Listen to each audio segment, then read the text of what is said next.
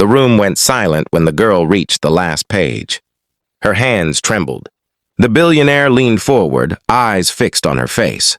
$2 million hung in the air, promised for a single act that no one believed she could do. And then she began to read, and everything changed.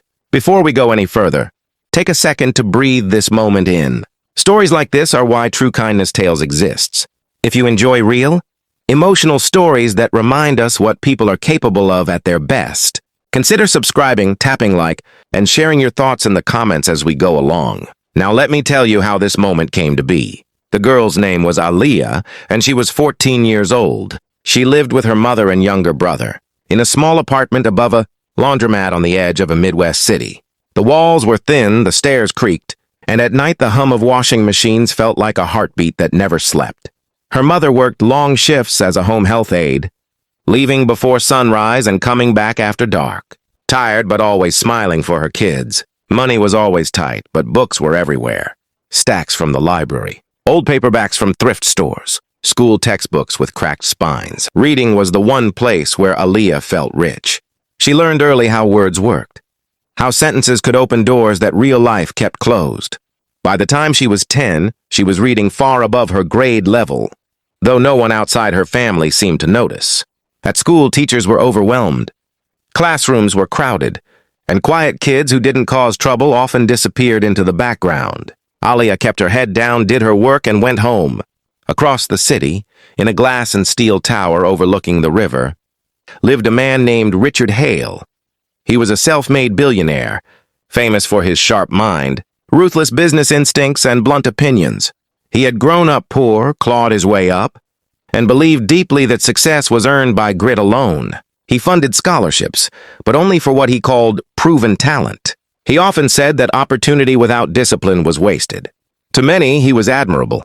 To others, cold. What most people didn't know was that Richard Hale was worried, not about money or markets, but about legacy. He was nearing 70, had no children, and had recently been diagnosed with a heart condition that forced him to slow down for the first time in his life. His doctors told him to reduce stress. His lawyers told him to think about how he wanted to be remembered. That question bothered him more than any financial risk ever had. One afternoon, during a meeting with his foundation board, a young program director mentioned literacy gaps in underserved communities. She talked about children who slipped through the cracks, kids who never got a real chance to show what they could do. Richard listened, arms crossed, skeptical. He challenged her openly, saying raw intelligence always finds a way. If someone was truly gifted, he believed the world would notice. The director didn't argue. She simply suggested a visit. That suggestion led Richard Hale to a public middle school he had never heard of, in a neighborhood he had never driven through. The building was old, the paint chipped, the windows barred. Inside, the hallways were loud and chaotic, but one classroom was quiet. Students sat reading silently while a tired but devoted teacher moved between desks. Aaliyah was there, lost in a book that was far beyond the curriculum. Richard noticed her because she didn't look up when he entered. Not out of disrespect, but because she was deep inside another world. Later, during a conversation with the teacher, he learned that Aaliyah tested at a college reading level. He raised an eyebrow, clearly unconvinced. Tests could be wrong. Teachers could exaggerate. He asked to see proof. The teacher hesitated, then pulled out a thick document from her desk. It was a complex legal and financial text, something even adults struggled to understand. It was something Richard himself had helped draft years earlier as part of a corporate restructuring, dense, technical, unforgiving. An idea formed in his mind, part curiosity, part challenge. A few days later, Aaliyah was called to the school library. She thought she was in trouble. Instead, she found herself facing a group of adults in suits, and one older man with sharp eyes studying her like a puzzle. He spoke plainly. He told her he had a document. He told her it was difficult.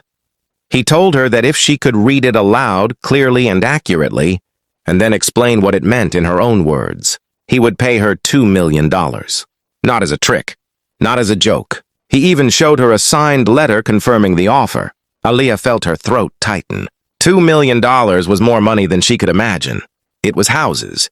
It was college. It was her mother not working herself to exhaustion anymore. It was safety. But standing there, surrounded by strangers, she also felt something else: pressure, fear, the weight of being watched. Some of the adults exchanged doubtful looks. A few smiled politely, the way people do when they don't really believe something will happen. Richard noticed everything. He noticed the way she stood straight anyway. The way she didn't ask for the money again. She only asked for a glass of water and a few minutes to look over the pages. Silently first. They agreed. She sat at the long table, the document spread before her. The room filled with the sound of paper turning. At first, her hands shook. Then they steadied. When she began to read, her voice was soft but clear. She didn't rush.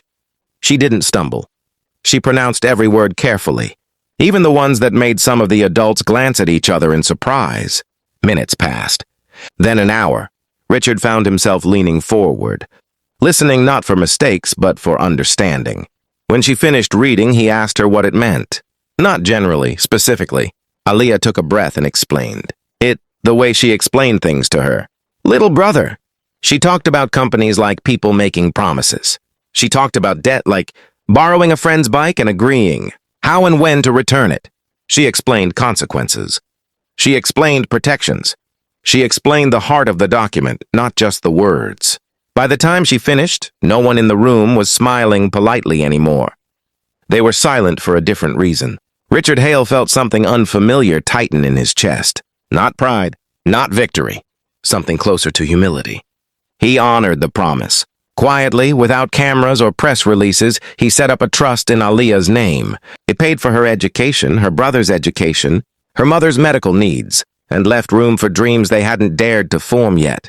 But the money wasn't what stayed with him. What stayed with him was the realization that brilliance could exist unseen, waiting patiently, not because it lacked power, but because no one had bothered to look closely enough. In the months that followed, Richard changed, slowly but noticeably.